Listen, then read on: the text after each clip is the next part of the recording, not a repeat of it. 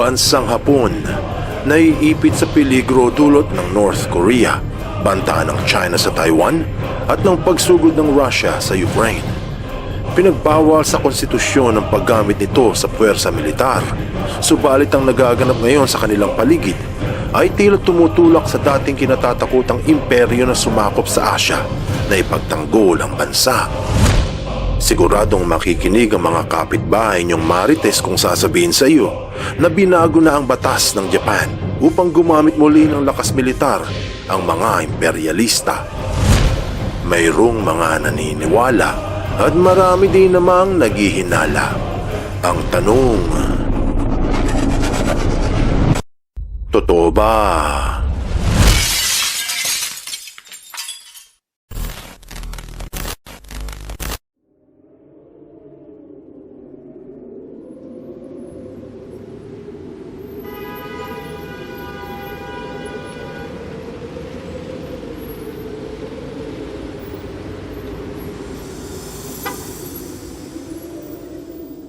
Habang naglalaban ang Russia at Ukraine, nagbabanta ang China na sasakupin ang Taiwan at nagpapakitang gilas ang North Korea.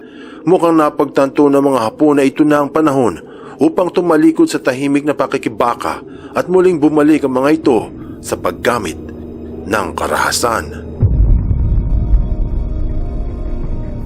Kaila sa marami na ang Japan noon ay dating isa sa may pinakamalakas na militar sa buong mundo. Sa makatuwid, ang pahayag sa Alpha History, ang maikling digmaan sa pagitan ng Japan at ng Russia noong taong 1904 ay nauwi sa nakakahiyang pagkatalo ng mga Ruso. At ang Japan lamang ang bansa sa Asya na tumalo sa isang kalaban na mula sa Europa. Tapos noong taong 1910, ang sabi sa Cambridge na kinuha ng Japan ang bansang Korea sa isang annexation. At ang siyasat naman sa military history na bago ang taong 1945, mga 6,000 mga isla ang nasakop ng bansang Hapon noon. At sa ikalawang digmaang pandaigdig, naokupahan nito ang mga bansang China, Portuguese Timor, Hong Kong, French Indochina, Thailand, Burma, British New Guinea, Pilipinas at marami pang iba. Kilala ang mga sundalo ng Hapon bilang malulupit na mandirigma na kumitil sa ilang milyong mamamayan. Nagasik ng lagim ang mga imperialista, hindi lamang sa mga kalabang sundalo nito, pati sa mga inosenteng mamamayan. Batay sa ulat ng pacificwar.org, kabilang sa pinatong na war crimes laban sa mga Hapon ay ang Rape of Nanking sa bansang China, ang Bangka Island Massacre ng mga Australianong nurse, ang Bataan Death March sa Pilipinas, ang cannibalism sa Kokoda, at marami pang iba. Mga bahagi ng kasaysayan hanggang ngayon ay hindi kumpletong itinuturo sa maraming eskwelahan at paaralan sa Japan. Itinuturing ang mga ito na pambansang kahihiyan ng dating mananakop. Ilang dekada na ang nakararaan nang huling gumamit ng lakas militar ang bansa upang lutasin ang mga problema nito.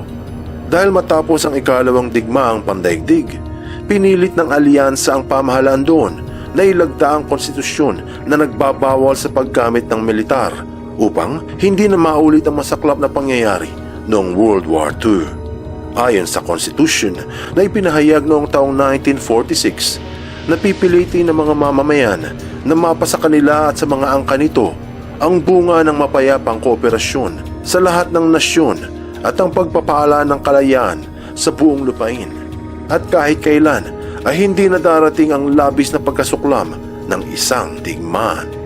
Sa madaling sabi, hindi na muling makikipagdigma ang bansang Japan. Desisyong nagbago hindi lamang sa kapalaran ng mga Hapon, pati na rin sa kasaysayan ng buong mundo. Bukas palad naman itong tinanggap ng mga mamamayan at mga karatig na bansa. Sa halos 8 dekada, pinangatawanan ito ng bansang Hapon at sa matagal na panahon ay nasaksihan ng lahat ang matahimik na pakikibaka nito sa ibang nasyon. Walang gamit na armas o anumang sandata na may pasabog o kasangkapang may balang mula noon ang ginamit ng Japan hanggang nagpalipad ng sandata nuklear ang North Korea.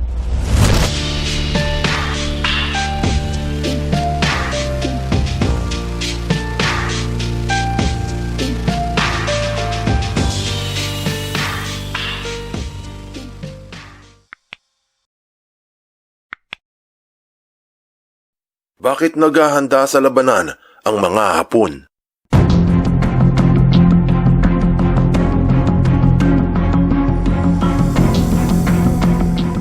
Matagal nang binaliwala ng mga Hapon ang banta ng China at ng North Korea dahil ilang taon na nagnasa na sakupin ng mga komunista ang maliit na isla ng Taiwan, pero hindi ito natutupad. Maraming beses na ring nagpapalipad ng sandata nukleyar si Kim Jong-un, pero tila nakasanayan na lang ito ng mga Hapon. Siyempre nga naman, bakit mababahala ang mga imperialista sa dalawang bansang ito na dati lang nilang sinakop at nilapastangan noong digmaan? Subalit nagbago ang pakiramdam ng pamahalaan sa Japan noong buwan ng Pebrero taong 2022 dahil nasaksihan ng buong mundo ang hindi inaasahang paggiyera ng Russia sa katabing Ukraine. At mula noon, tila mas lalong lumakas ang loob ng dalawang komunistang bansa na magpakitang gilas gamit ang kanilang militar.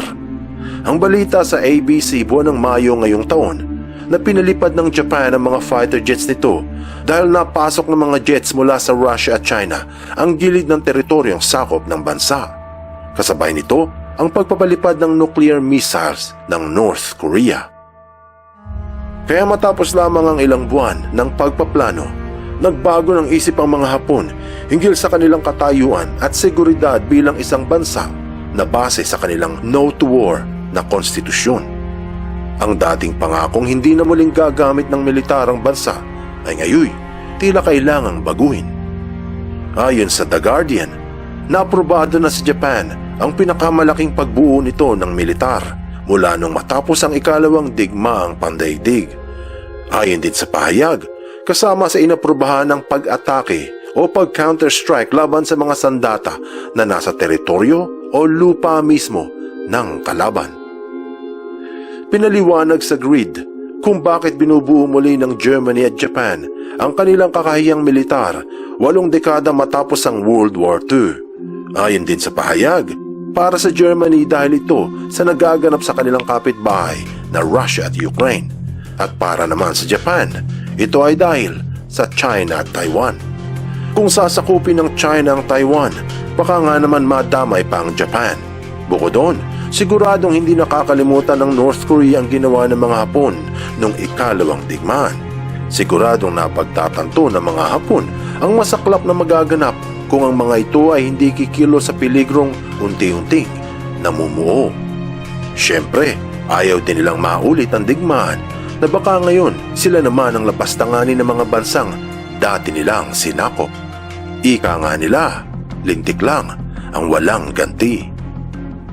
Sa kasalukuyan, gagastos ang Japan ng mga 320 bilyong dolyares sa loob ng ilang taon upang ayusin ang kanilang militar. Kukuha ang bansa ng mga missiles na makakaabot sa teritoryo ng China at naghahanda rin ito sa matagalang labanan. Kasama sa gagastusan ay ang pag-imbak ng mga spare parts kung sakaling mawala ang export.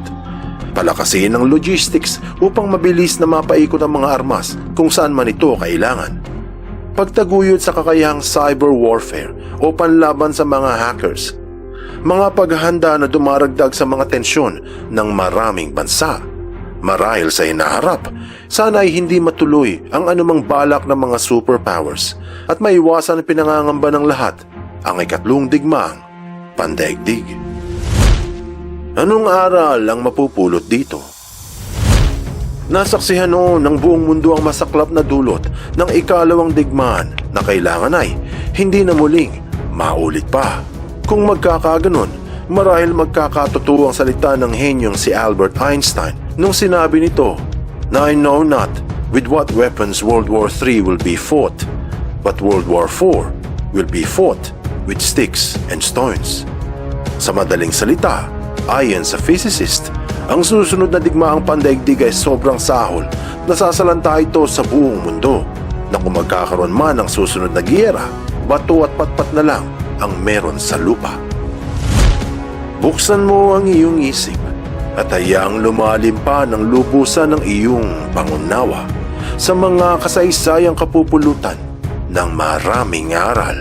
Tandaan, katotohanan ng susi.